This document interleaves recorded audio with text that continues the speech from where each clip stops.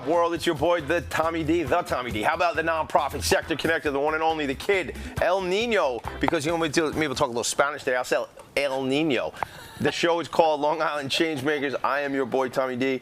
And you know what? I'm excited, man. Listen to those vibes as a show, those island vibes, those strong island vibes. We like those tunes, man, because I like to mellow out. Check out this shirt, by the way, man, with the parrot and the palm tree. A lot of fun. Shout out to TJ Maxx. They're not sponsoring me, but they should be.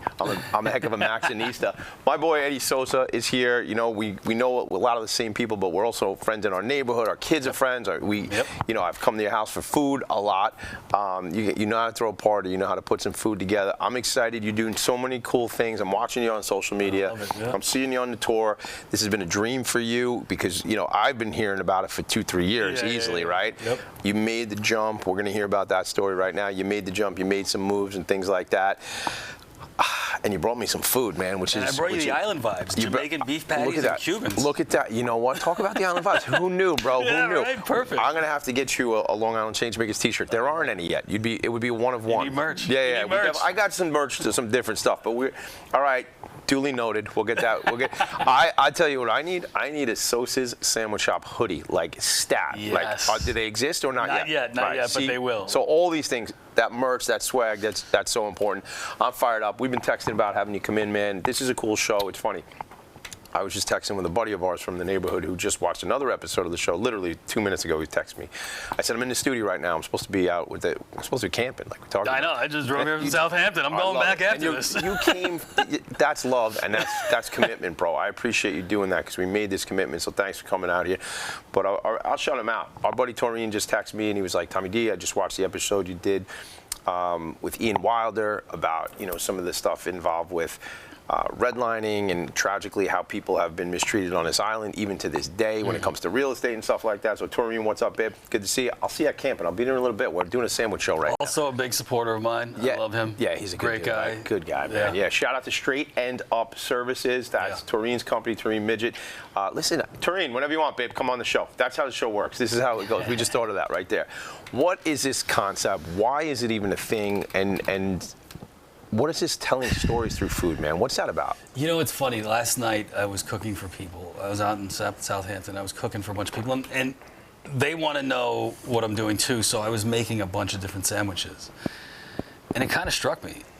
I think I've been on this path my whole life, and I had no idea. Yeah. I grew up around restaurants. I grew up around chefs. I grew up, you know, around restaurateurs, and I loved it. I loved the life, and it was fun. But I almost went to culinary. I didn't want to do that professionally. So let me ask you that, see, because I almost went to the CIA too, and not that CIA, the culinary, the one you're talking, the CIA, Culinary Institute. I gotta be honest, man. I grew up working in restaurants too, and you know why I didn't do it? It was either I was looking at Johnson & Wales, I was looking at Culinary Institute, and I dealt with a lot of chefs who were jerks. Yeah. And they were mean, and you know, and I was like, I had this weird thing. Like I like to be liked, and I want to connect with people. And I was like, I don't want to be a jerk. Like maybe I was lazy too, and I just wanted to go to Nassau College. That could have been part of it. That could have been part of my story.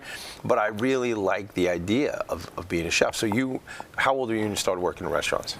I was 13. 13, yeah. And oddly enough, it was by where we live now. Is that right? Oh yeah. Yeah, Glen Cove Diner used to be a place called Cafe Randazzo. Okay. That was my first job. I was 13. But you weren't. How were you getting up there? Because you were in Queens, I knew right? the chef. He was best friends with my uncle, so he would drive me to work. Really? Because he lived near where I lived, and he would drive me to work, and then I would go home with him. Yeah, so it kind of worked out. That's a long day too. At 13 years old, man. I know those chefs. He was there a long time. All day.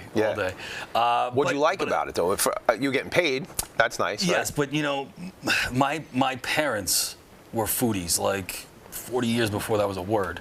So I grew up chasing New York Times reviews my whole life. So I was I'm from a baby. I was always in restaurants. So when I ended up getting a job, even just a busboy as a kid, I knew what the gig was. And I love the environment. Yeah. I love the hustle and bustle in the kitchen. I love the rush. I love just moving around and serving and cleaning and doing whatever. I just kind of I loved it. I loved service. I love hospitality. I just thought it was fun. That's what, you know, my buddy Mike D'Onofrio and my buddy Vinny Pappalardo own a company called Premier Payroll Solutions. I told you about these guys. I wanted to have one of them come and check out some sandwiches. We're going to do that another day.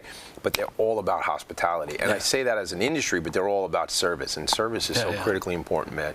100%. And and knowing like minute details, like figuring people out. Like after I was a busboy, obviously, I was front of the house. I never worked in the kitchen, right? I was a waiter. But my shtick was remembering people's drinks. Yeah. So when a customer would sit down, the first thing I did, I had their drink ready for them. And just that little thing, that person always came back for me. They felt comfortable, man. They know this guy cares. He's really 100%. And now, and we know that translates to bigger tips, right? Yeah, Not while you're doing it, but we do know that this guy's looking out for me. He knows I'm a doers and soda guy, right? Or I'm a kettle and soda guy with a lime, right? No, he takes a lemon. Whatever that stuff is so different. But remembering those details, and for some reason, I have a horrible memory. Yeah. But things like that, like there are some things, like I can just remember that forever. That's awesome. I don't know why. You know, maybe it's interest. It's just the way your brain works. I think so, but it was important. You realized how important that was, that level of service and hospitality. And then... Yeah, and it pays off. It really does. So this has been a big jump for you, man. I mean, we talked about this it. is Like, insane. There's been, like, we talked about this in, like, the spring, because we got the boys with baseball, so I see a lot. And you were saying how you got to this point where you were going to... you were going to do this. You were going to make the jump. What was that about? So we had, over the last year, I had to really like dip my toe in and see if this was what I wanted to do or if it was even viable. And I started doing catering and things like that. But when I started doing food festivals, that's where I was like, oh, because I've never sold food to the public before. So when I was at that point of like customer like reach, right, they're there and I'm making food and serving it to them and getting their reaction, I was like, wait a minute, I think I'm onto something. Like everybody, I went to the Mineola Food Festival. There's 100 trucks there, right? I'm There's a food truck out here right now. I know this guy. I know, but there was like 100 trucks there, and the restaurants. I knew a lot of these places, and I just assumed I would get crushed being this little guy in a tent with just a griddle making Cubans and Korean sliders and beef patties. But why weren't you? Why weren't you crushed? I started handing out samples, and as soon as like I started giving them, people started buying. I had like an hour wait to order. Really? It was insane. I did better than anyone there, and I had people coming back for seconds and thirds, and telling me you're the best food here. Yeah. And I was like, I was blown away. Like, how is this happening? And again, you're not classically trained. You're not really trained at all, right? I mean, this is so. These sandwiches have importance to you. Through storytelling, right? Yes. Tell me about that. All right, so the way the concept works is that. What am I eating, by the way? Can I eat? So this, I'm smelling food for the last, like before we even started shooting, I'm smelling food. I'm like, tell me what I'm eating now. So everything is sort of my take on whatever it is. And these two are kind of where it started, but these two things are the only things on my menu that aren't completely original to me. While the technique and whatever's in them is original, like the beef patty, normally it's just... Second. Is that Theo? Theo's here. Theo, come sit with us. Theo from Non-Media. What's up, brother? I've heard about you, Eddie. Eddie Sosa? Nice to meet you. What's up, kid? What's up, man? Good to see you, man. Listen, let's get him a seat. Let's actually sit over there. Yeah, you guys. Here's what we do. Yeah, that's good. You sit here. 'Cause you're gonna be eating with us. You need to eat my food. All right. So you have to eat his food. So we're gonna do that. So we're going back to the story. Tell them who you are real quick, so everybody knows. My name is Theo. I own Non-Media Nom Studios, or marketing, video production studio based out of Garden City. Oh, you're right over here? Yeah, I'm right over here. I was just on the show a couple weeks ago. So now my move here, my sneaky little move, my trick, was have Theo come on so you can get on his show now. And talk about I'll bring more food. That's it. So go into the storytelling too. We're going to get into Non-Media and stuff, but I want to hear about the storytelling, the food, and the whole thing. And what are we eating? Jamaican beef patty, right? Jamaican beef patty. Can I start eating? It's my show. Can I eat? Okay, cool. Go. So all of my sandwiches are really stories of my time growing up around food and stuff like that. So I grew up, on Jamaica Avenue. I've been eating Jamaican beef patties since I'm like 4, eating like cocoa bread and cheese. From the Cali block? Yeah. So where's your family from? My family's Haitian, but I grew up on Jamaica Ave as well, 175th and Hillside. 219 in Hillside. My best friend, he passed away sadly, but he's Haitian too. I used to love going to his house. His mom would make all sorts of stuff. I loved this. I loved his mom's cooking. Yeah. But that's also where food really started as a little kid for me. It was going to people's houses because my friends encompassed like every corner of the earth. So I could be in a Haitian house or a Korean house or whatever. And while those moments were probably insignificant to those families, they were super significant to me because I was enamored by like what this mom or grandma was making. You know what I mean? But anyway, so these are my takes. So my beef patty, instead of just like ground beef, I do use chuck roasts, but I also put 20% oxtails in there. Scotch bonnets, a whole bunch of flavorings, and you know. What's a Scotch bonnet? Scotch bonnet is a super spicy pepper. It's very similar to, it's in the family of like a habanero, but they're a little spicier. You have to like use gloves. Because if you chop them and then rub your face, oh, yeah, it's a wrap. Good luck. What's your background? Colombian, Cuban, and Puerto Rican. Okay. Yeah. Okay. But I've done that before, like cooking with Scotch bonnets. And no, it was my forehead. I was sweating, and it wasn't even the same day. It was like the next day, and I just kind of went like that, and it was like fire across my head for like a day. I was like, oh God. There was no relief. Nothing you could do for it. Wait it out. See, you know what? So that to me, like with heat, is wild for people. Some people go like crazy. I get to eat a lot. Yeah? Yes. What are those ones that are like, I don't know the levels, but like the ghost pepper that they talk about? Yes, I've had them. Like, are you in trouble after eating that? Like, I'm all right. Yeah. I mean, it's hot, but you like hot too? Okay. I love hot. You do? I mean, I'm a Haitian Haitian family, so Scotch bonnets are 100%. regularly used in our food. Like, we have something called pickles, which is like a spicy coleslaw. Okay. Yep. That we put that. Is that like on everything? Somebody already has that line. You know, it's funny. When I did the food festivals, I had to cook out of a commercial kitchen, so I cooked out of a place that's right here. Luigi's. In here. Yeah, he's got the same. So I cooked out of Luigi's because I've known Vinny for like 33 years. You know, over there, right? So I was cooking out of there, and there was a guy. He's Ecuadorian, and I'm chopping up all these Scotch bonnets, and he's like, "What's that?" I'm like, "Scotch bonnet."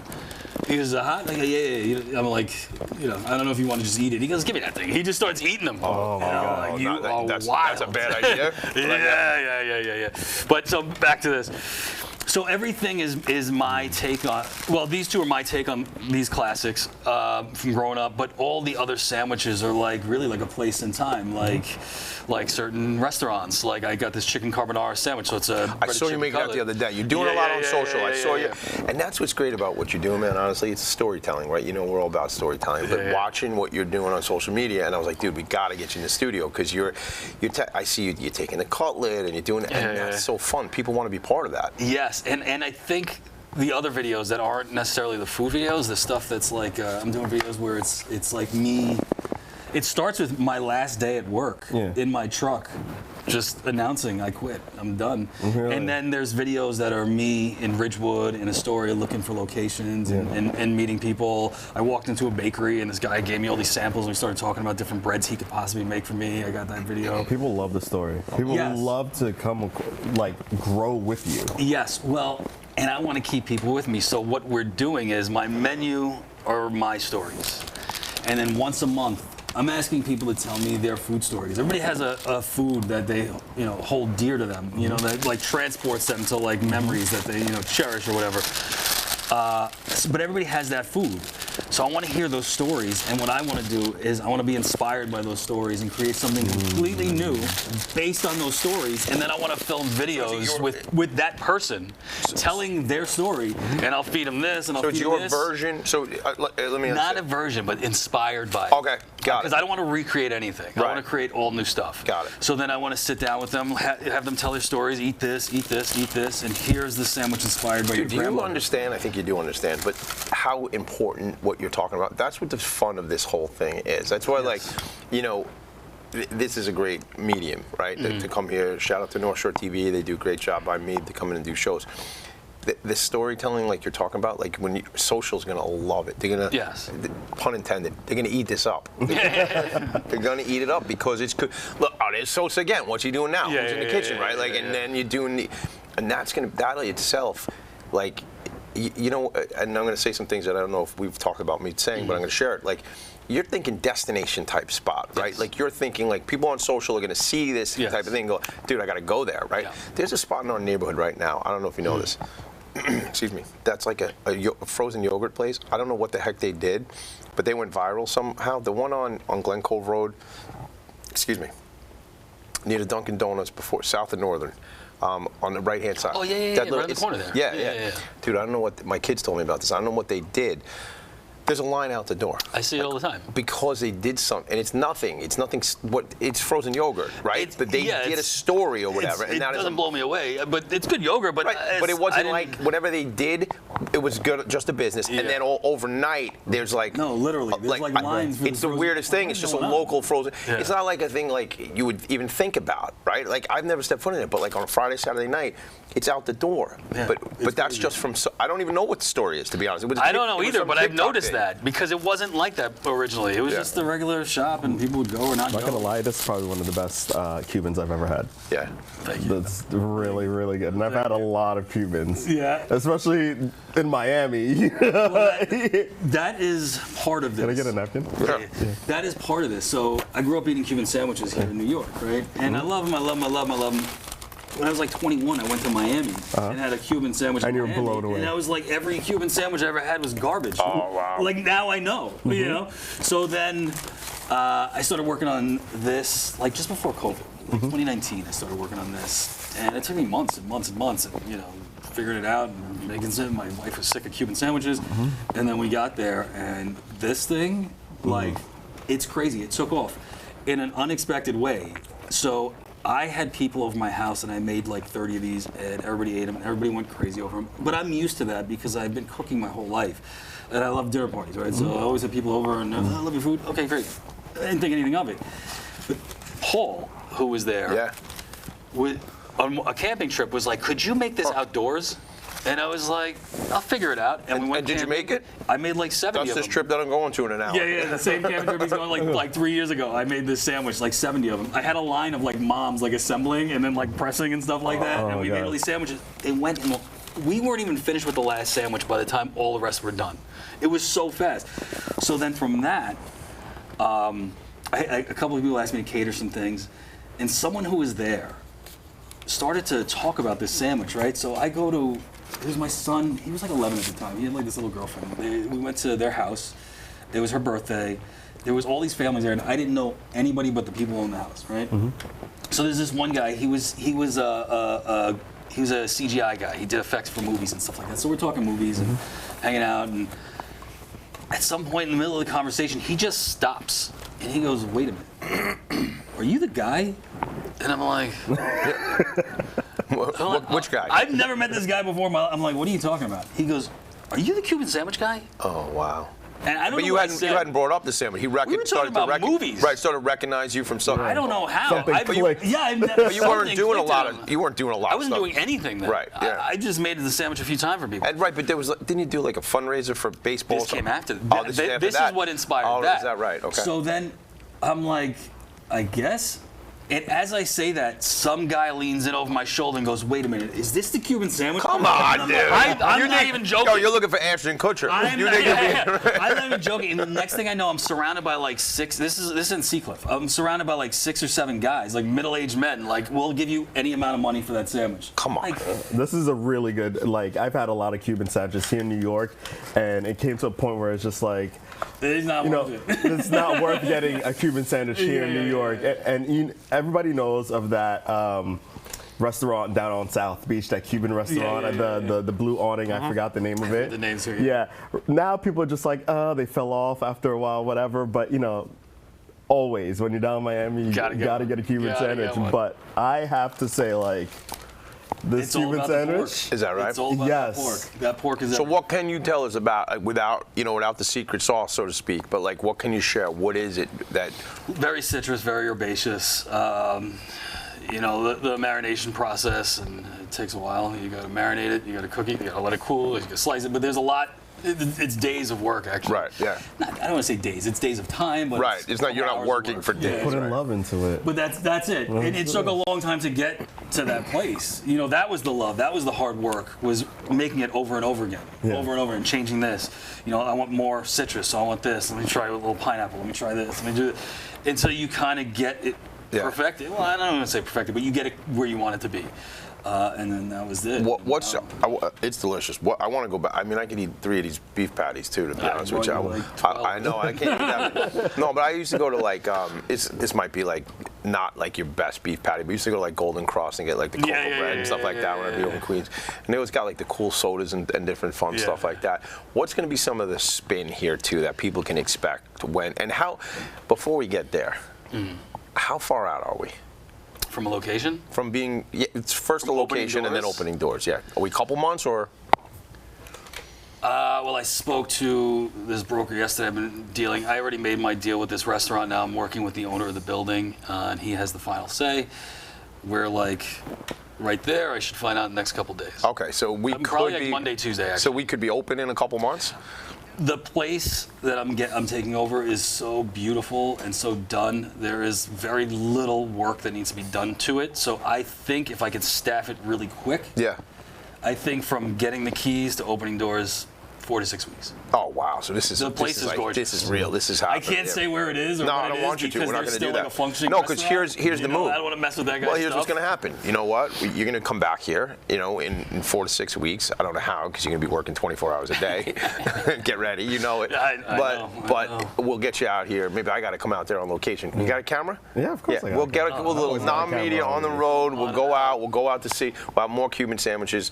But what is it going to be? What's the feel? The look and feel of this place? We show up. What's it going to be like? All right, so when I walked in the place the first time, it struck me because not only did it have a feel of me, because like I like doing woodwork. I grew up working on motorcycles and in metal shops and stuff like that. So like there's this sort of like warm wood tones in this place, and then these metal like kind of architectural things. Really? It really suits me. We got to build this wall, and then there's going to be sort of like this sort of graffiti like decor. Like I grew up with hip hop and all that stuff, so I'm going to have that stuff. But when I first walked in, the one thing that struck me was there was a window in the front. And when I first started this whole thing, I was like, I just want like a 600 square foot place in a window. Yeah. And that's. What do you mean? What are you're talking like an like to sell like, it out of a window. Oh, yeah, that's what you mean. But it's a full restaurant. Right. No, I understand that. But you have that takeaway, the grab and go. So where that window is, when you walk in, it's this whole like cold like prep area.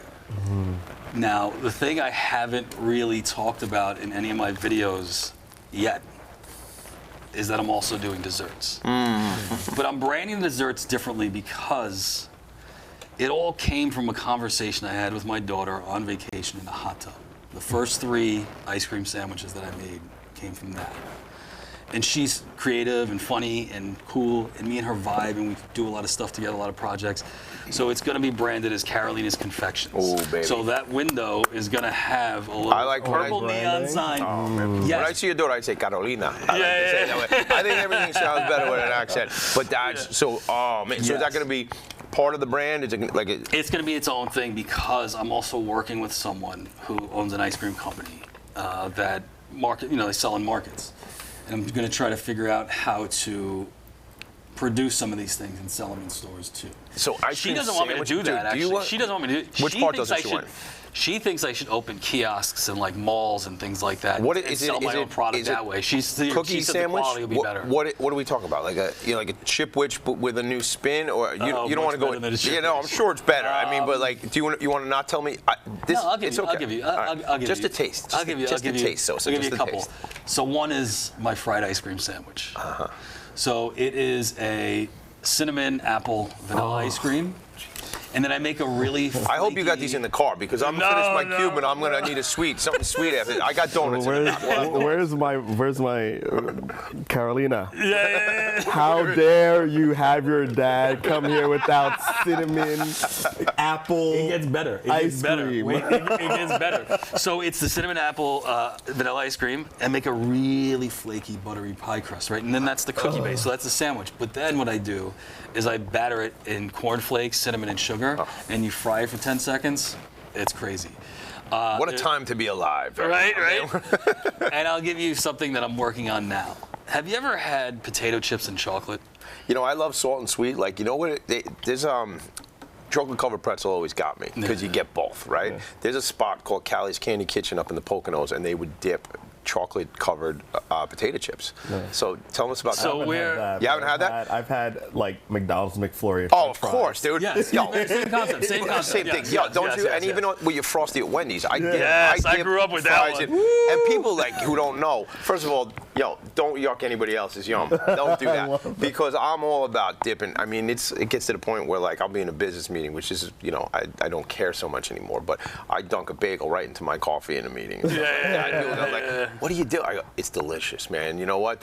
And Dunkin' Donuts used to be called Dunkin' Donuts, but now it's called Dunkin'. But that was because you dunk your donut into stuff because it's delicious. But ice cream and fries, go back to that. So we're going to be making our own ice creams. And being that it's Carolina's Confections, I don't have to be constrained to sandwiches. So the thing that I'm working on now is making ice cream cones out of potato chips. What is that? Potato chip ice cream cone. Dude. I love potato chips and chocolate ice cream. That's like my favorite thing. But you like together? Like you do that? Yeah. Oh, Just, I don't like you like crackling them on top. What? Yeah, I'll just crunch up chips and a bowl of ice cream. Yeah. But I'm working on potato chip ice cream cones. That's It's going to be phenomenal. That's great. There's a couple other sandwiches. You're gonna keep them. Listen. Follow the social media. Everybody will see everything. I promise. One thing I have to say, as a marketing video production guy myself, on this journey to make it easy for you, just get those meta glasses. Yeah. Just get those. Wait, that's a thing now. The cabbie who does the Michelin star restaurants. Have you seen him? Yeah. That's what he does. Yeah, you just And get he'll the put 'em meta, on the table. and he's just a meta, start recording, and then it records for like 1 to 2 minutes at a time. It doesn't hold a lot, but like at least we get to see from your So POV. literally from your vision. Yeah, the camera is in the side of your glasses. Yeah, it's right there. So I have been thinking about that, and I think I'm going to do that when we get the location. Yeah. Because I really want to share all of the steps Dude, that to whole, opening the with journey, everyone. Eddie, that journey is going to be like, again, and I say it's great to be alive right now. This time in history, man, you're going to tell the story from the day you get that first key and you open that door to the day you're hanging something on the wall. Every moment, people are going to be, people love this stuff. I man. had a guy from Auckland, New Zealand, contact me and said, "Are you open yet? We're going to be in New York next month." Come on. And I was like, For you, yes. I was like, "Man, just come to my house. Give me a house address Yeah, and come make to them my a house and Cuban. I'll cook for you. Sure. You know? There's so many people that I've seen stories of, like some guys selling barbecue out of their backyard in Jersey or whatever, and you just go. One of my friends actually went to Georgia about a year or two ago, and he said he found this restaurant on Google. He thought it was a restaurant, ended up being somebody's yard. No kidding. And he was like, it was the best barbecue or whatever they were serving that he's had in his life. That's home cooking. There's in Brooklyn Heights, there's a bakery called L'Appartement F4. Oh yes. Oh, Their come on, it's a croissant, Yeah, their they're croissant cereal. They're cereal. I've been Yeah, wanting to get them for a while. But And it's their apartment, F4. Yeah, that guy was like a lawyer or something like that, and just quit and started making croissants in his apartment with his girlfriend, and they're humongous. Like they're Well, no, insane. it is, and you don't that box need. of cereal is like, it's like $40. $40. Yeah. What is $40? So box of cereal. they make croissants, Yeah. but they made a box of cereal with literally mini Little baby croissants? and a box of cereal maybe no bigger than this cup, and it's about $40 a box. Because and it there's costs that, lines. but I guess it costs that much for them to make. Because they make them by hand at the they store. make them by hand, Yeah. and once it's sold out for the day, it's sold out for the day. So if you don't get there at like That was 6 a.m. We're running out of time, but that was mine. A couple of years ago, they had that cronut. Cronut. I remember the lines for that. Tell me real quick, Dude, that was my route to elevators when that started, right? So Dominic Ansel is the guy. So I would go there, and I started getting friendly with people that work there. So that they'd hook line you would up? happen, and this dirty like elevator guy would walk up and just like, "What's up?" And I'll take a cronut and like walk out, and everybody's like, Like, "I'm I'm not here for for 4 hours. 3 hours. I come here all the time." You know, Hey, listen, but that what does that place is teach special. you? That's relationships. That's connections, right? You made friends with those people, and they hooked you up. 100%. Talk about friends. I'm so glad I got to introduce you guys. We're gonna do our own show. We're gonna stick around too. Eddie, I'm so super excited. We got like 12 seconds. What do you want people to know real quick? I want everybody on this journey with me, and I would love it if you would tell me your story. How do they follow you? Follow me on Instagram, Social Sandwich Shop, Instagram, TikTok, Facebook, YouTube. You know, those 4 right now. We'll probably expand a little bit, I guess. But I just want to hear from you. I want you to tell me your story, and I want to create a sandwich with you. I want to be inspired by you. My man, I love you. Theo, thanks for being here. This is so Thanks for great. having me. This is so great. I'm glad you got here to do this, man. This is what It's easy being Tommy D, let me tell you. It's a lot of fun. This show is called Long Island Changemakers. I got 2 of them sitting right here at the table with me. I can't keep talking to you guys because I got to eat right now, so we got to go. But I'll just say I get the opportunity to hang out with really cool people, help them tell their stories, check in with Eddie, watch this story that he's going to be telling. I appreciate you all. Make it a great day. This is another In Focus production. See you later.